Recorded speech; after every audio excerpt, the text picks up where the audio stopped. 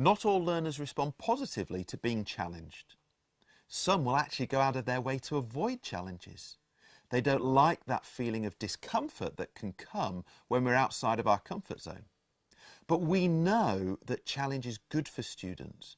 We know that being challenged means you're really being stretched, you're really being pushed to think differently or to develop your skills. So we want students to embrace challenges and to see them in a positive light.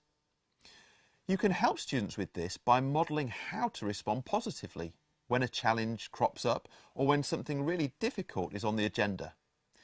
Now, some students will not have seen adults responding positively to challenges, and some students may actually have had their negative responses reinforced. And this may have been done with the best of intentions by an adult within their orbit, but what we want is to provide an alternative. So, for example, we might think about how we use our language. And it might be that when a student reacts negatively to a challenge, we model a more positive way of thinking about that. So, for example, we might say something like this. Darren, I can see this is a difficult challenge, but that could be a really good thing. So what I'd like to see is you throwing yourself into it and not worrying about whether it goes well or not. Let's just see what happens. So we're providing Darren there, our imaginary student, with a piece of verbal modelling. And that modelling is of how to think about the challenge, how to respond to it in a positive light. Now, another route we might take is to actively illustrate that ourselves. So imagine we're in a design and technology lesson. The teacher might be at the front of the class and they might be showing the students what it is they would like them to do during the lesson. So the teacher decides to play the role of student and to pretend that they are encountering a challenge that the class are likely to encounter later on.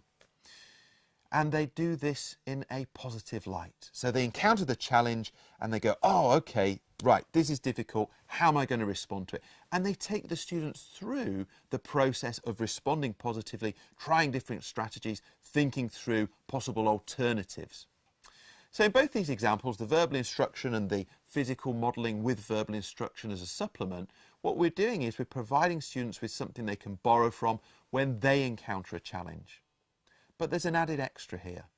If we model how to respond positively to challenges, when we see a student responding negatively or withdrawing, we can then say to them, oh, do you remember what I showed you before? Or do you remember what I taught you about before?